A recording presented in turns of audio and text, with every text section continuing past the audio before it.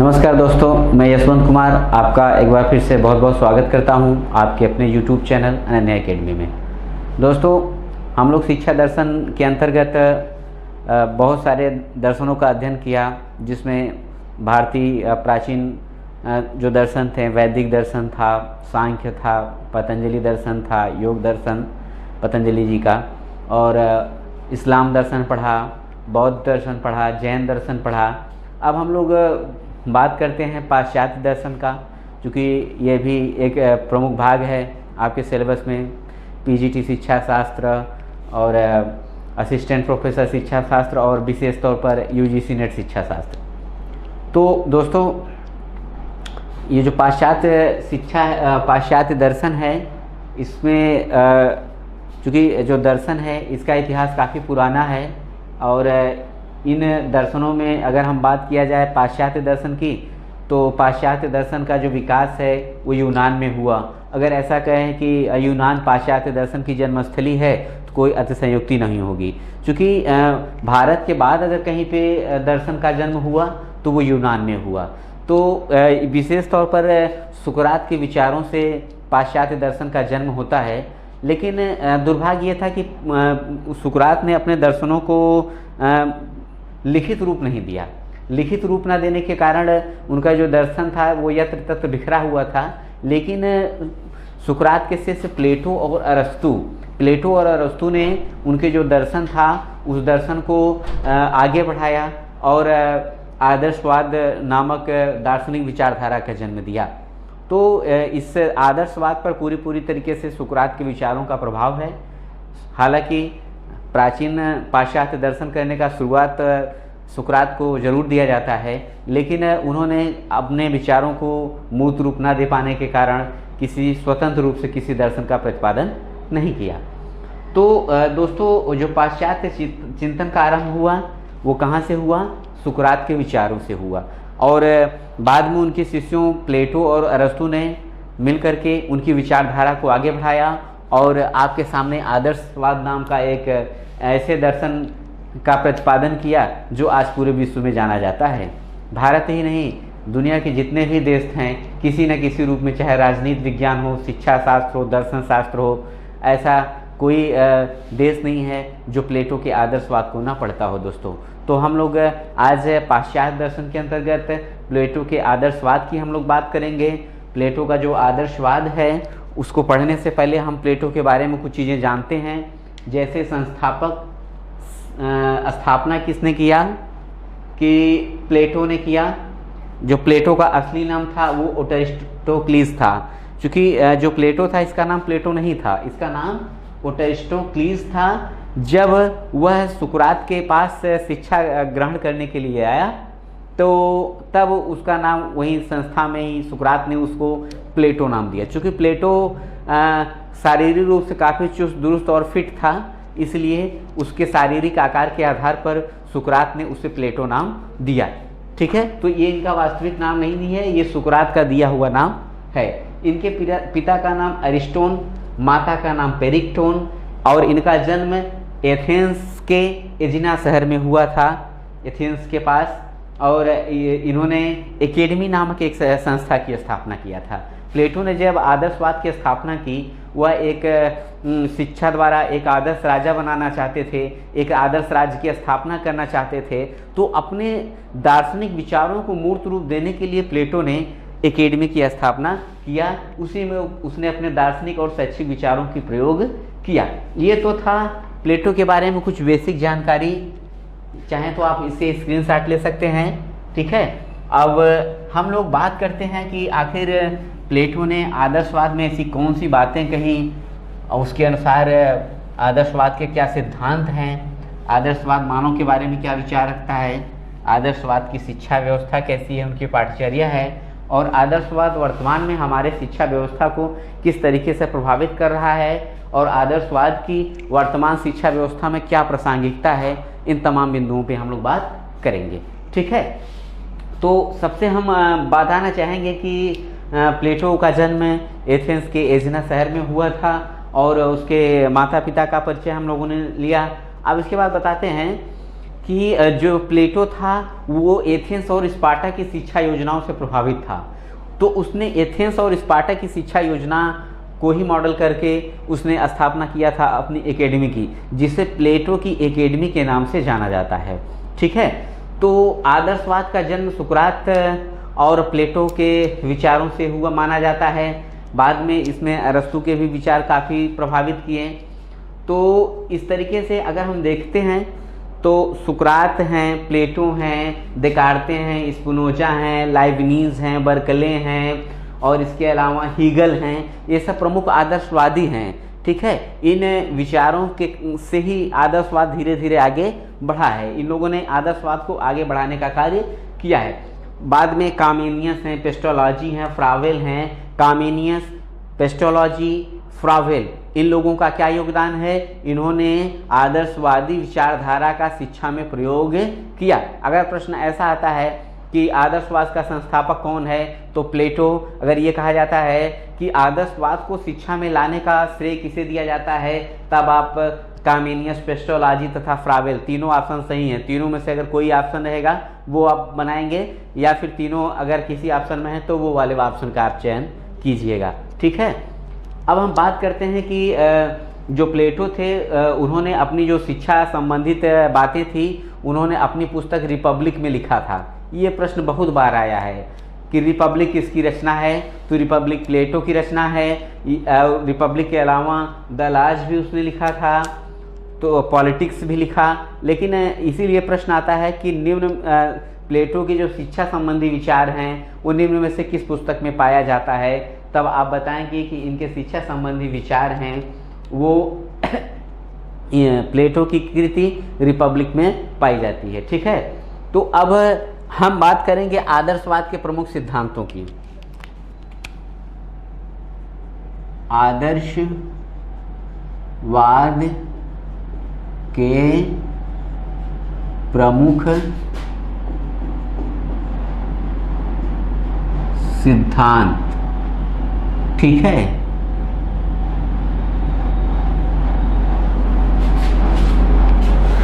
ठीक, इन आदर्शवाद के प्रमुख सिद्धांतों की अब हम लोग विस्तार पूर्वक बात करेंगे। तो देखिए दोस्तों, जैसा कि मैंने बताया है, तत्व मीमांसा, ज्ञान मीमांसा और आचार्य मीमांसा तीन स्तंभ होते हैं जिनके सहारे दर्शन आपका टिका होता है। अगर इन तीनों दर्शनों को अगर निचोड़ रूप में हम देखना चाहें तो दर्शन के इन तीनों बिंदुओं की अगर आदर्शवाद की, तो हम इसको निम्न सिद्धांतों के रूप में देख सकते हैं। जैसा पहले है, यह ब्रह्मांड ईश्वर द्वारा निर्मित है। इनका पहला सिद्धांत क्या आदर्शवाद का, कि यह ब्रह्मांड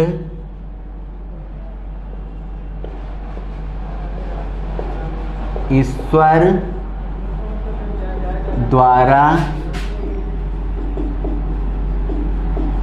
निर्मित है। ठीक है, जैसे तत्व मीमांसा के अंतर्गत पहला प्रश्न यही होता है कि ये ब्रह्मांड कैसे निर्मित है, मनुष्य क्या है, ये सारी बातें।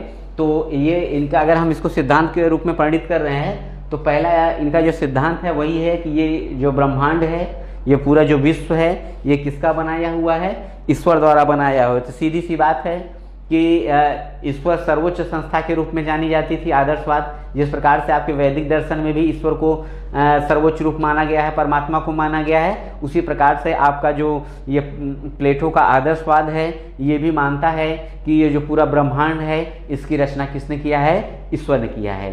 ठीक है, इन्होंने ब्रह्मांड के दो भागों में बांटा। इन्होंने ब्रह्मांड को क्या किया, दो भागों में बांटा। ठीक है, किन किन दो भागों में बांटा, विचार जगत और वस्तु जगत। ठीक है, इन्होंने पूरे ब्रह्मांड को कितने भागों में बांटा, दो भागों में बांटा, विचार जगत और वस्तु जगत। यही विचार जगत को आप क्या कहते हैं, आध्यात्मिक, और ये इसको आप क्या कह सकते हैं, भौतिक जगत। ठीक है, तो प्लेटो ने इस पूरे ब्रह्मांड को कितने भागों में बांटा, दो भागों में बांटा, विचार जगत और वस्तु जगत। इसी विचार जगत को वो आध्यात्मिक संसार, आध्यात्मिकता और वस्तु जगत को भौतिक जगत की संज्ञा दिया। तो इसने कहा कि जो विचार है वो शाश्वत है, वो अस्थाई है, अपरिवर्तनशील है। ठीक है, विचार जगत क्या है, ये प्रश्न आपका आएगा, इसलिए ध्यान से देखिए। अपरिवर्तनशील। और वस्तु जगत क्या है, परिवर्तनशील। ये चीज आप देखिएगा, प्रश्न पूछेगा कि विचार जगत को प्लेटो ने माना परिवर्तनशील, अपरिवर्तनशील दोनों कोई नहीं।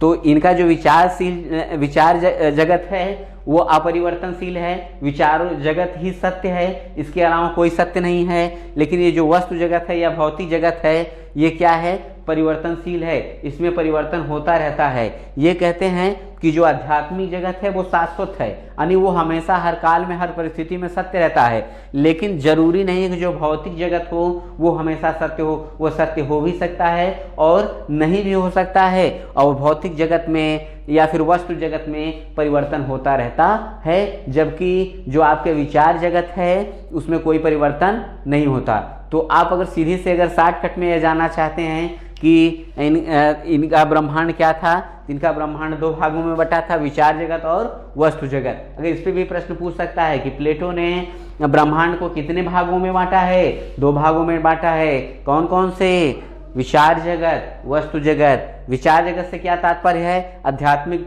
दुनिया से। वस्तु जगत का क्या मतलब है, भौतिक जगत से। और इनका विचार जगत या वस्तु जगत कौन परिवर्तनशील है, तो इसमें इनका वस्तु जगत परिवर्तनशील है। कौन सा परिवर्तनशील नहीं है, विचार जगत। कौन सा जगत शाश्वत है, विचार जगत। कौन सा जगत सत्य हो सकता है, नहीं भी हो सकता है, वो है भौतिक जगत। तो बहुत तरीके से घुमा के इसमें प्रश्न पूछता है, लेकिन आप इसमें कंफ्यूजन मत होइए, इस बात पे डटे रहिए। ठीक है, अब दूसरी है आत्मा ईश्वर का अंश है। इन्होंने क्या कहा, आत्मा ईश्वर का अंश है। ठीक है, ईश्वर का अंश है का मतलब ये होता है कि जो आप वैदिक दर्शन में पढ़ते हो कि हमारी आत्मा परमात्मा में समा जाती है, फिर परमात्मा से अलग होकर के आत्मा बनती है, तो वो ऐसा कॉन्सेप्ट है इनका कि आत्मा क्या है, ईश्वर का अंश है। ईश्वर में से ही हम आते हैं। जब हम ईश्वर को प्राप्त कर लेते हैं तो हमारी आत्मा ईश्वर में विलीन हो जाती है, ये इनका मानना था। फिर ये कहते हैं कि भौतिक जगत की अपेक्षा आध्यात्मिक जगत अधिक श्रेष्ठ है।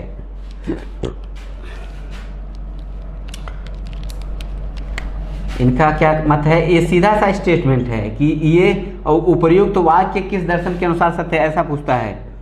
भौतिक जगत की अपेक्षा आध्यात्मिक जगत अधिक श्रेष्ठ है।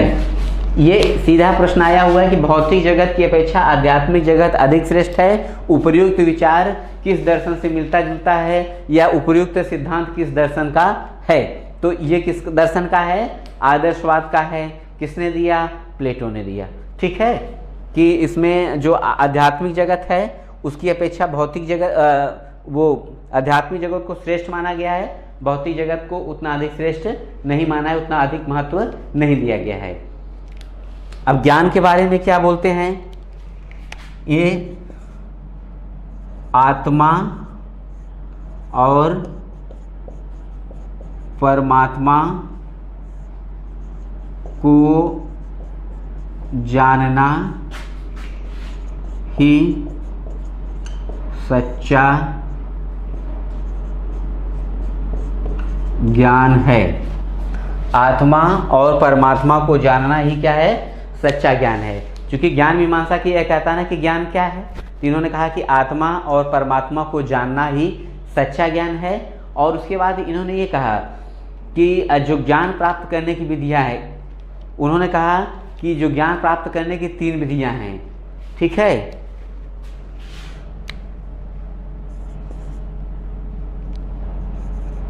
ज्ञान 3 विधियों से प्राप्त होता है।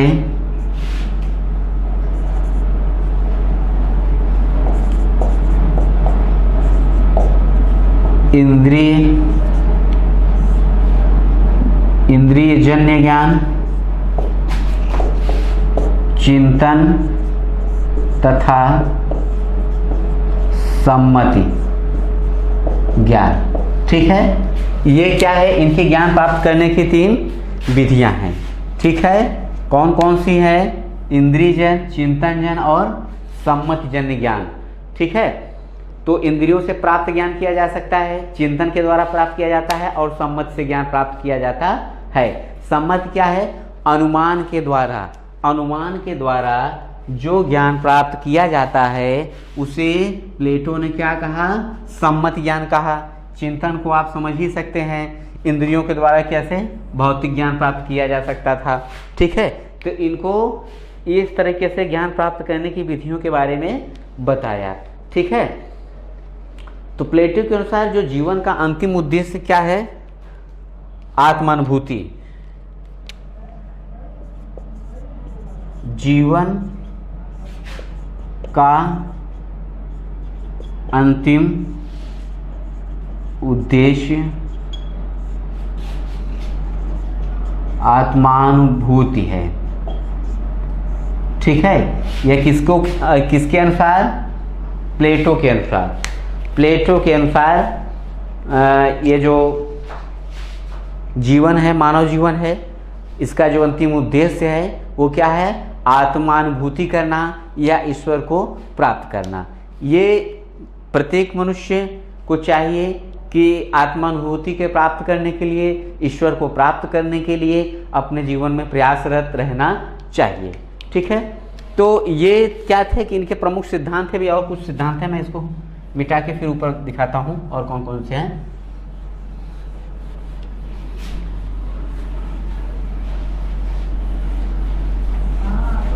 क्योंकि आदर्शवाद एक व्यापक दर्शन है, इसके जो सिद्धांत हैं वो काफ़ी विशद हैं। इन सिद्धांतों के लेके जो बात हुई है शिक्षा में, आज भी इनकी प्रासंगिकता हम अपनी शिक्षा व्यवस्था में देखते हैं।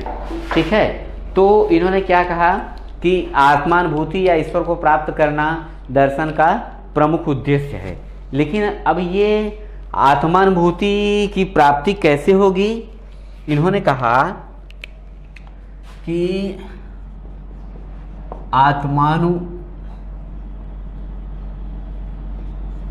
आत्मानुभूति के लिए 3 सनातन मूल्य आवश्यक है। ठीक है, कौन कौन से? सत्यम,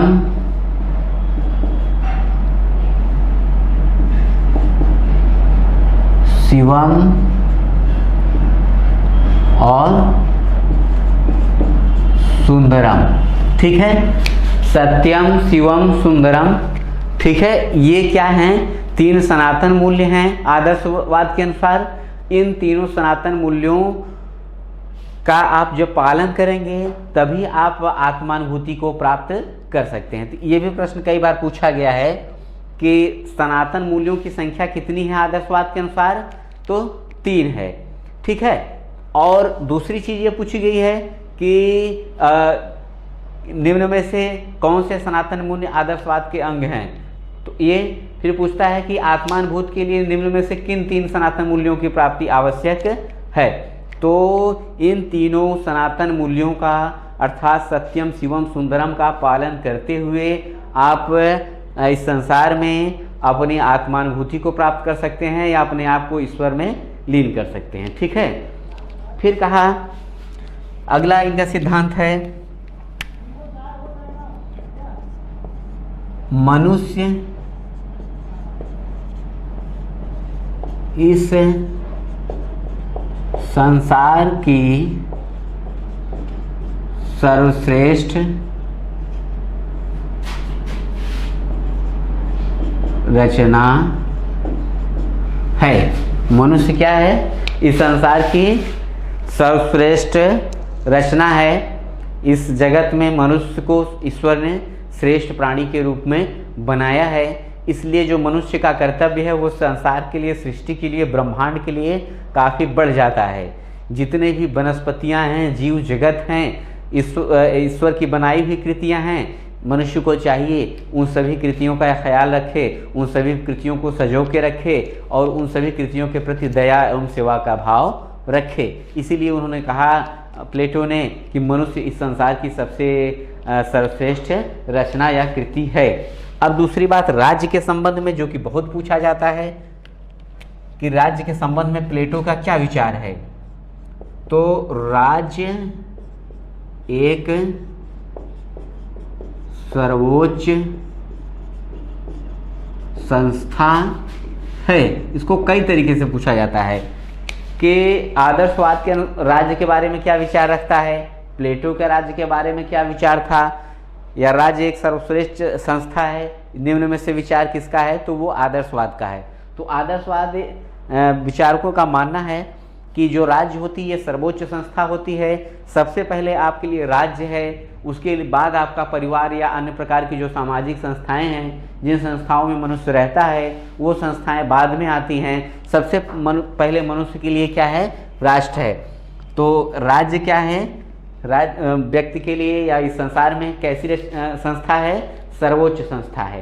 तो ये था इनका आदर्शवादियों का प्रमुख सिद्धांत, इनकी तत्व मीमांसा, ज्ञान मीमांसा और आचार मीमांसा के अनुसार।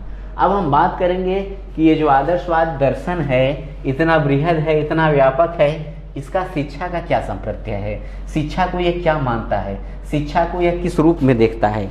ठीक है, तो आदर्शवादी शिक्षा को ज्ञान और प्रक्रिया के रूप में स्वीकार करते हैं। कैसे? ज्ञान और प्रक्रिया। ठीक है, आदर्शवादी शिक्षा को किस रूप में स्वीकार करते थे? ज्ञान और प्रक्रिया के रूप में स्वीकार करते थे।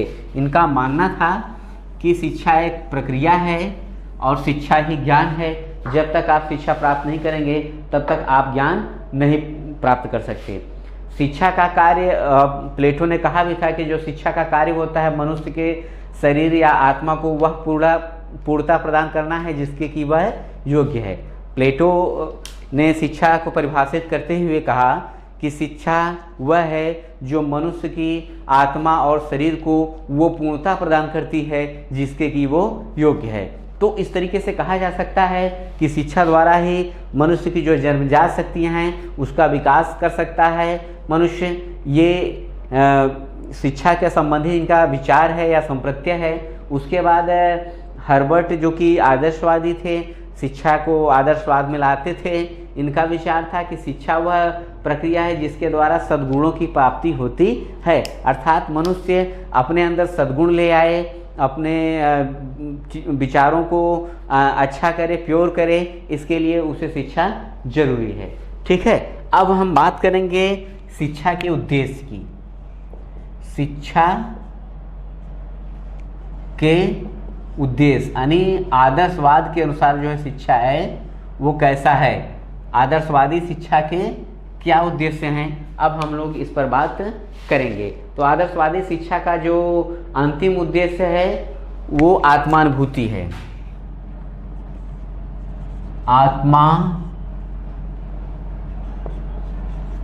आत्मानुभूति या ईश्वर की प्राप्ति। आदर्शवादी शिक्षा का पहला उद्देश्य क्या है? आत्मानुभूति या ईश्वर की प्राप्ति करना, ये शिक्षा का अंतिम उद्देश्य है। ठीक है, और दूसरा चीज है शरीर व मस्तिष्क का विकास, शारीरिक व मानसिक विकास। ठीक है, ये चाहते थे कि शिक्षा द्वारा व्यक्ति अपने शरीर का और मस्तिष्क का विकास करे, ये इनकी शिक्षा का उद्देश्य था। अगला उद्देश्य था सामाजिक एवं सांस्कृतिक विकास। देखिए, जो हमारी संस्कृत है वो इतने युगों से, सदियों से चली आ रही है, हम उसे ग्रहण कर रहे हैं, उसे जान रहे हैं, अपनी आगामी पीढ़ियों को ट्रांसफ़र कर रहे हैं। इसका एक जो सबसे बड़ा जरिया है वो हमारी शिक्षा ही है। इस बात से आदर्शवादी परिचित थे और वो मानते थे कि जो शिक्षा का उद्देश्य है वो सामाजिक एवं सांस्कृतिक विकास करने से है। हमारा समाज और विकसित हो जाए, हमारी संस्कृति और विकसित हो जाए, इसमें जो भी कुरीतियाँ हैं, इसमें जो भी दुर्गुण हैं वो दूर हो जाएं, हमारा मानव की जो संस्कृत मानवीय संपदा है इसका और भी अच्छे से विकास हो, ये भी इनकी शिक्षा का एक प्रमुख उद्देश्य था। ठीक है, अगला उद्देश्य था नैतिक एवं चारित्रिक विकास। चूँकि प्लेटो का मानना था कि जब तक नैतिकता और चरित्रवान लोग देश में नहीं होंगे तब तक देश उन्नति नहीं कर सकता। इसलिए शिक्षा द्वारा यह किया जा सकता है कि लोगों के नैतिक एवं चारित्रिक विकास किया जा सकता है ताकि वे राष्ट्र के विकास में अपना सहयोग दें। फिर चूँकि राज्य के लिए विशेषज्ञों का निर्माण, ये इनका शिक्षा का एक उद्देश्य था। चूँकि आदर्शवादी मानते थे कि इस संसार में जो राज्य है वो सर्वश्रेष्ठ संस्था है, तो इस सर्वश्रेष्ठ संस्था का विकास कैसे किया जा सकता है जब आदमी शिक्षा ग्रहण करेगा। तो इसीलिए राज्य के लिए विशेषज्ञों का निर्माण करना शिक्षा का प्रमुख उद्देश्य होना चाहिए। जब आपके राज्य में चिकित्सा के विशेषज्ञ रहेंगे, चिकित्सा के विशेषज्ञ रहेंगे, स्वास्थ्य शिक्षा के विशेषज्ञ रहेंगे, विज्ञान के विशेषज्ञ रहेंगे, कला के विशेषज्ञ रहेंगे, दर्शन के विशेषज्ञ रहेंगे, युद्ध कौशल के विशेषज्ञ रहेंगे, तो आपका देश निश्चित तौर पर उन्नति करेगा। बड़े बड़े स्थापत्य कला के विशेषज्ञ रहेंगे, बड़े बड़े पुलों बांधों किलों का निर्माण करेंगे, और युद्ध कला में प्रवीण विशेषज्ञ होंगे जो आपके राज्य की सुरक्षा करेंगे, और चिकित्सा शास्त्र के अच्छे विशेषज्ञ होंगे जो आपके राज्य के लोगों के स्वास्थ्य के बारे में ध्यान रखेंगे। विभिन्न प्रकार के जो विशेषज्ञ होंगे जो भिन्न भिन्न क्षेत्रों में अपनी सेवाएं देंगे, तभी आपका जो राज्य है वो उन्नति कर सकता है। ऐसा विचार प्लेटो का था। तो उसने इसीलिए अपनी शिक्षा व्यवस्था में उसने कहा कि राज्य के लिए विशेषज्ञों का निर्माण भी शिक्षा का एक प्रमुख उद्देश्य होना चाहिए ताकि हमारा देश, हमारा राज्य और आगे बढ़ सके। ठीक है, अगला इसका उद्देश्य था श्रेष्ठ नागरिकों का निर्माण। श्रेष्ठ नागरिकों का निर्माण का मतलब ये होता है कि कोई भी देश हो उसका विकास उसके नागरिकों पर निर्भर करता है। राज्य में दो तत्व होते हैं, भौतिक तत्व और मानवीय संपदा।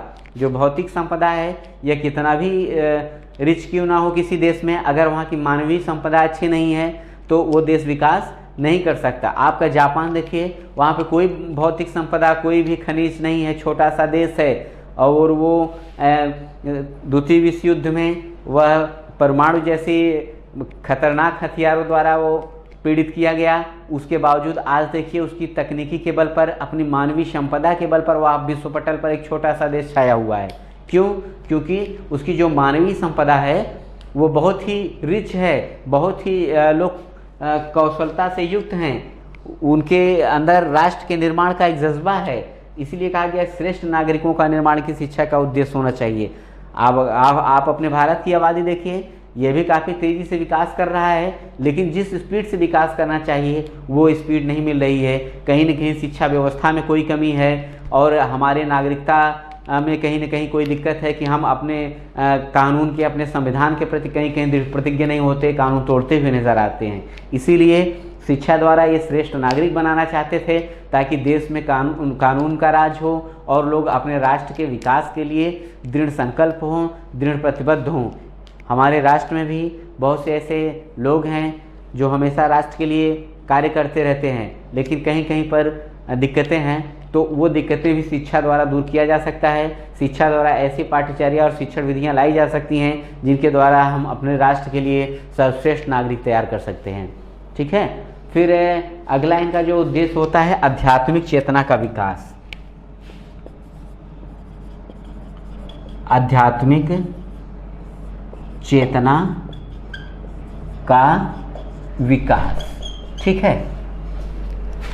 क्योंकि ये आध्यात्मिक जगत या विचार जगत को श्रेष्ठ मानते थे, तो लोग विचार जगत को समझ पाए, आध्यात्मिक दुनिया को समझ पाएँ, अपने आध्यात्मिक उन्नति कर सकें और वे आत्मानुभूति को प्राप्त कर सकें। इसके लिए ज़रूरी था कि उनके अंदर एक आध्यात्मिक चेतना विकसित किया जाए। जब तक वे आध्यात्मिक रूप से चैतन्य नहीं होंगे, अध्यात्म को समझेंगे नहीं, तो फिर आत्मानुभूति या ईश्वर की प्राप्ति की कल्पना करना बेईमानी होगी। इसीलिए शिक्षा में अध्यात्म की बात रखा प्लेटो ने।